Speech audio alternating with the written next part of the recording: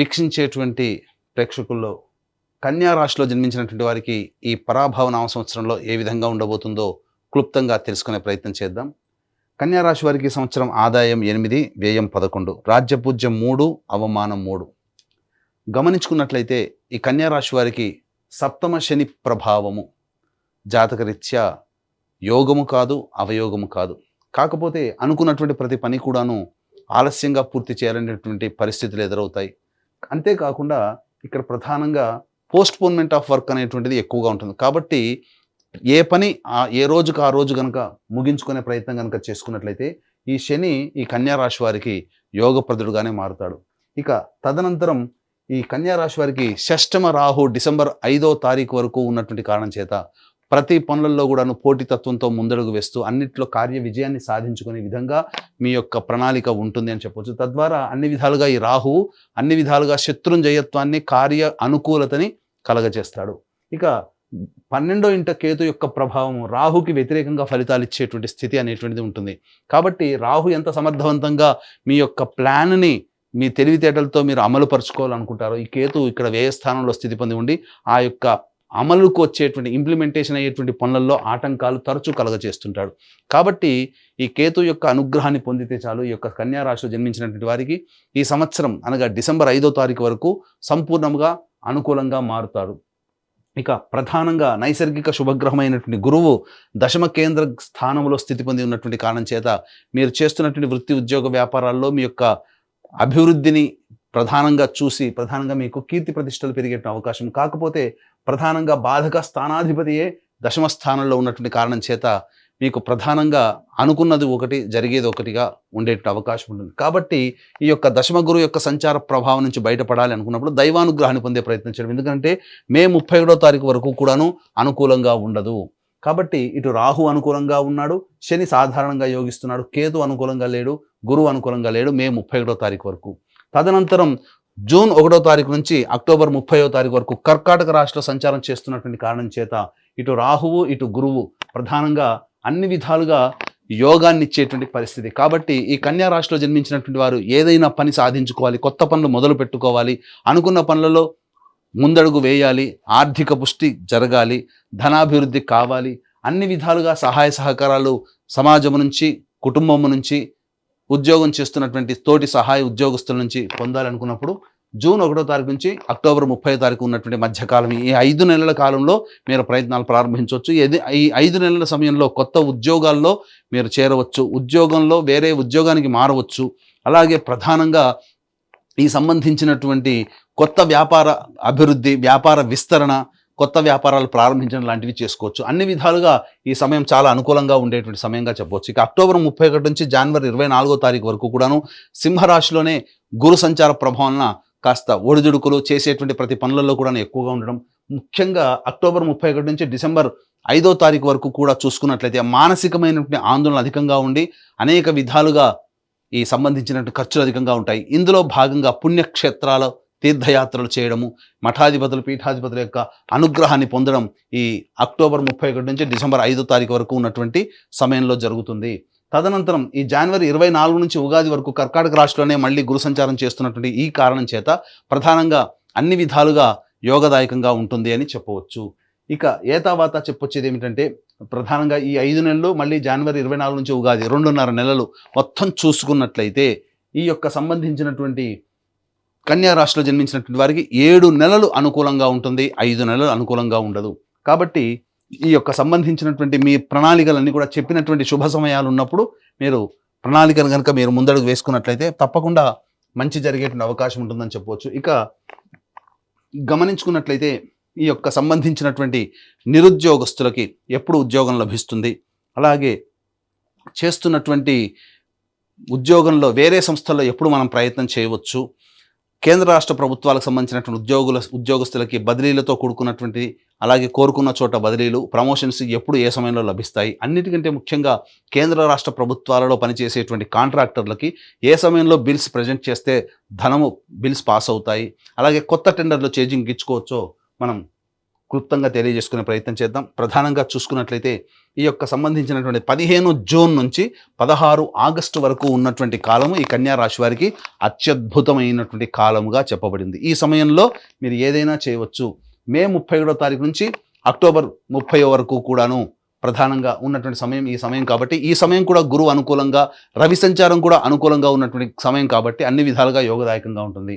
ఆ తదనంతరం 17 నవంబర్ నుంచి 15 డిసెంబర్ వరకు ఉన్నటువంటి కాలము, అలాగే వచ్చే సంవత్సరం 13 ఫిబ్రవరి నుంచి 14 మార్చి వరకు ఉన్నటువంటి కాలము అన్ని విధాలుగా నిరుద్యోగస్తులకి, ఉద్యోగస్తులకి, కేంద్ర రాష్ట్ర ప్రభుత్వంలో పనిచేసే కాంట్రాక్టర్లు, ఉద్యోగస్తులకి ఈ సంబంధించినటువంటి సమయాలు చాలా అనుకూలంగా ఉంటాయి. మిగతా సమయాల్లో బాగుండవా, మిగతా సమయంలో ప్రయత్నం చేయకూడదా అంటే, గ్రహాలు అనుకూలంగా లేని సందర్భంగా ఉన్నప్పుడు ప్రయత్నం చేసినా మీ యొక్క దైవానుగ్రహం పూర్వపుణ్య కర్మ వల్ల వచ్చినప్పటికీ కూడా ఆ ప్రయత్నంలో మీరు అడుగుపెట్టిన తర్వాత అక్కడ కొన్ని కష్ట నష్టాలు భరించాల్సినటువంటి పరిస్థితి కాబట్టి వాటికి సిద్ధంగా ఉంటే మిగతా సమయంలో కూడా మీరు ప్రయత్నం చేయవచ్చు. ఇలా ఈ కన్యా రాశి వారికి చెప్పినటువంటి మంచి చెడు అలా ఎలా అయితే ఏ విధంగా ఉందో 12 రాశిలో జన్మించినటువంటి వాళ్ళకి కూడా వాళ్ళ జీవితంలో మంచి చెడు జరగాలి అని అంటే నవగ్రహాల యొక్క అనుగ్రహం సంపూర్ణంగా కావాలి.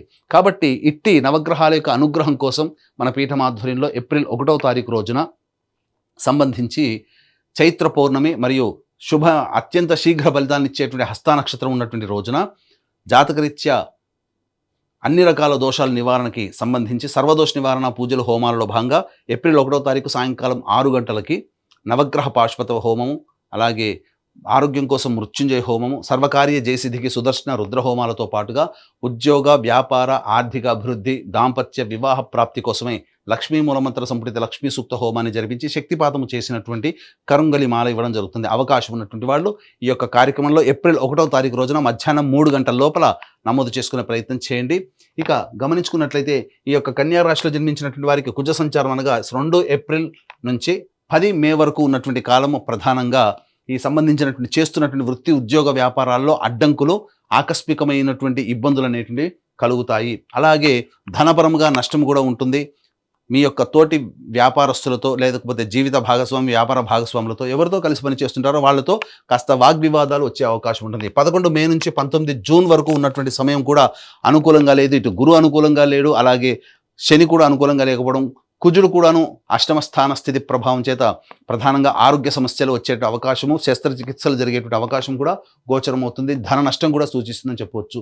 20 జూన్ నుంచి 1 ఆగస్టు వరకు ఉన్నటువంటి కాలము, ఈ సమయము ప్రధానంగా గమనించుకున్నట్లయితే ఈ సంబంధించినటువంటి మీతో పరిచయస్తులు మిమ్మల్ని మోసం చేసేటువంటి అవకాశము గోచరమవుతుంది. అలాగే గృహంలో ప్రశాంతత ఉండదు. ఇంట్లో కంటే బయట ఎక్కువగా ఉండాల్సినటువంటి పరిస్థితి, వాహన ప్రమాదాలు చోటు చేసుకునే అవకాశం ఉంటుంది.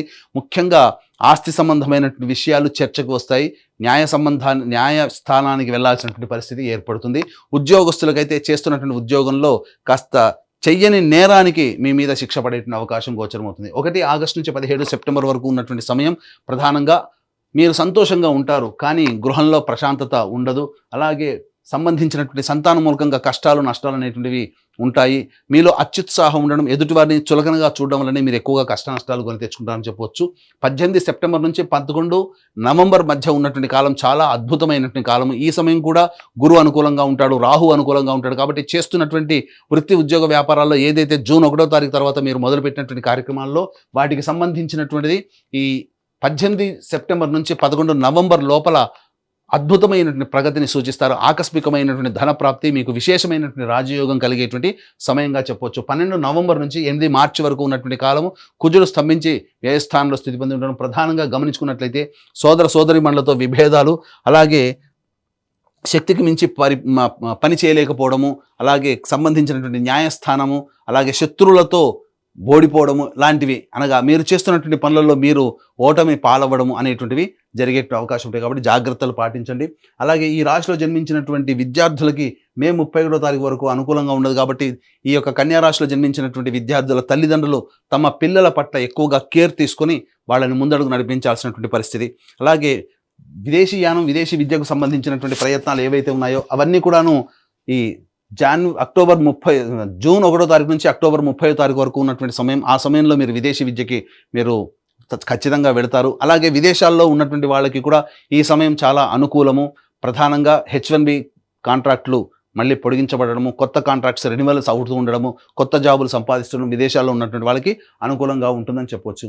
ఇక గమనించుకున్నట్లయితే ఈ రాశిలో జన్మించినటువంటి రాజకీయ రంగ ప్రముఖులకి ప్రధానంగా రాహువు, గురువు, శని సంబంధించినటువంటి గ్రహాల యొక్క అనుగ్రహం సంపూర్ణంగా ఉండడం వల్ల పార్టీ పెద్దల యొక్క ఆదరాభిమానాలు అనేటువంటి పొంది తద్వారా మంచి పదవిని పొందేటువంటి అవకాశాలు కూడా గోచరమవుతున్నాయి. ఈ రాశిలో జన్మించినటువంటి నటీనటులు, అలాగే 24 frames, electronic and printing media, social media రంగంలో పనిచేస్తున్నటువంటి వాళ్ళకి అవకాశాలు చాలా బాగా వస్తాయి.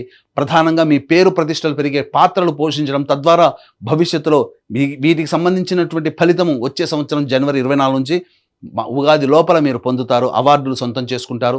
ధనాన్ని కూడాను చక్కగా పెంపొందించుకుంటారు. నూతన నటీనటులకి మంచి అవకాశాలు లభిస్తాయని చెప్పవచ్చు. ఇక ఈ రాశిలో జన్మించినటువంటి రైతులకైతే ఎవరైతే ఉన్నారో వాళ్ళకి మొదటి పంట కంటే రెండవ పంట చాలా అద్భుతంగా మీకు దిగుబడి, రాబడి అనేటువంటిది కలుగుతుంది. కౌలుదారులు మాత్రం సంతోషంగా ఉంటారు. అన్ని రకాల రుణాల నుంచి విముక్తులు అవుతారని చెప్పవచ్చు. ఇక ఈ రాశిలో జన్మించినటువంటి క్రీడా రంగంలో ఉన్నటువంటి వాళ్ళకి మాత్రం అద్భుతమైనటువంటి విజయాలు సొంతం చేసుకుంటారు. మీరు కలలు కన్నటువంటి వాటికి వెళ్ళడానికి, ఎక్కడికైతే వెళ్ళి మీ ప్రదర్శన చెప్పాలి, చూపించాలని అనుకుంటారు, వాటికి సంబంధించినటువంటి ప్రోత్సాహకాలు లభించడం, తద్వారా భవిష్యత్తులో అవార్డులు, రివార్డులు సొంతం చేసుకునే అవకాశం, మీ మీద నమ్మకం పెట్టుకున్నటువంటి వాళ్ళకి మంచిగా చక్కగా సమాధానం చెప్తారు. అన్ని విధాలుగా అనుకూలంగా ఉంటుంది క్రీడాకారులకు అని చెప్పవచ్చు. ఇక ప్రధానంగా గమనించుకున్నట్లయితే ఈ రాశిలో జన్మించినటువంటి స్త్రీలకి ప్రధానంగా మీరు అనుకున్న విధంగా మీ యొక్క జీవితం ఉండబోతుంది. గతంలో కంటే కూడా ఈ సంవత్సరం చాలా అద్భుతంగా మీ పట్ల ప్రేమ, ఆదరాభిమానంతో కుటుంబ సభ్యులు ఆదరిస్తారు. కోల్పోయిన చోటే గౌరవ, కీర్తి, మర్యాదలన్నీ కూడా పొందుతారు. అలాగే సమాజంలో మీ మీద సంబంధించి మీరు అభివృద్ధిని చూసి మీ మీద బురద జల్లి మీకు వ్యతిరేకంగా మీకు వెన్నుపోటు పొడిచేటువంటి వ్యక్తులు ఎక్కువగా ఉంటారు. కాబట్టి వాళ్ళ పట్ల ఒకంత ఆలోచనతో, దృక్పథంతో ముందడుగు వేయండి. విలువైన వస్తువులు, ఆభరణాలు కొనుగోలు చేస్తారు. గృహోపకరణాలన్నీ కూడా చక్కగా సమతీర్చుకుంటారు. మీకు వాహన యోగం అనేటువంటిది ఈ యొక్క రాశిలో జన్మించినటువంటి వారికి ఉండబోతుంది. సంతానం కాని మహిళలకి సంతాన ప్రాప్తి అనేటువంటిది ఉండబోతుంది.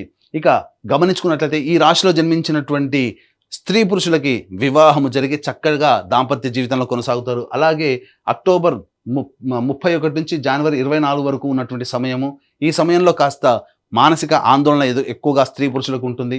జూన్ 1వ తారీఖు నుంచి అక్టోబర్ 30 వరకు ఉన్నటువంటి సమయం ఏదైతే ఉంటుందో, ఈ సమయంలో సంతానం కోసం ఎదురు చూస్తున్నటువంటి వాళ్ళు చక్కటి శుభవార్త వింటారు అని చెప్పవచ్చు.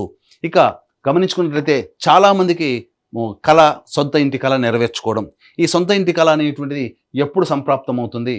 ప్రధానంగా మీరు కనుక ప్రయత్నం చేస్తే జూన్ 1 నుంచి అక్టోబర్ 30 లేదా వచ్చే సంవత్సరం జనవరి 24 నుంచి ఉగాది లోపల మీకు సొంత ఇంటి కళ నెరవేరబోతుందని చెప్పవచ్చు. తర్వాత చెప్పుకునేది ఏంటంటే, ఈ యొక్క కన్యా రాశిలో జన్మించినటువంటి వారికి సాధారణం కంటే ఉన్నతమైనటువంటి ఫలితాలు, శుభ ఫలితాలు ఎక్కువగా ఉన్నటువంటి కారణం చేత అన్ని విధాలుగా ఆనందయోగంగా ఈ సంవత్సరం గడుపుతారని చెప్పవచ్చు. ఏదైనా సమస్య కనుక వచ్చినట్లయితే మీ ఇంటికి తూర్పు దిక్కుగా ఉన్నటువంటి శివాలయంలో చేరుకొని లక్ష్మీ అమ్మవారికి, అలాగే శ్రీనివాసుడికి మరియు ఈశ్వరుడికి, అమ్మవారికి అభిషేకము, అర్చన జరిపించండి. ఈ విధంగా వరుసగా 3 రోజుల పాటు చేయండి. తప్పకుండా మీ సమస్య పరిష్కారం అవుతుంది. అంతేకాకుండా ఈ సంబంధించినటువంటి మీ యొక్క జాతకరీత్యా నవగ్రహాల యొక్క అనుగ్రహం కోసం మన పీఠం ఆధ్వర్యంలో ఏప్రిల్ 1వ తారీఖు రోజున జరిగేటువంటి సర్వదోష నివారణ పూజల హోమాల్లో గోత్రనామాదులు నమోదు చేసుకుని కరుంగలి మాలను సొంతం చేసుకోవడం ద్వారా ఈ యొక్క కన్యా రాశులతో పాటుగా 12 రాశులు జన్మించినటువంటి వారికి జీవితంలో ఈ సంవత్సరం అంతా వచ్చేటువంటి గ్రహాల యొక్క అనుగ్రహం ద్వారా అన్ని సమస్యల్ని పరిష్కరించుకొని ఆనందకరమైన జీవితాన్ని పొందుతారని ఆకాంక్షిస్తూ సర్వం శ్రీ ఉమామహేశ్వర పరబ్రహ్మార్పణమస్తు.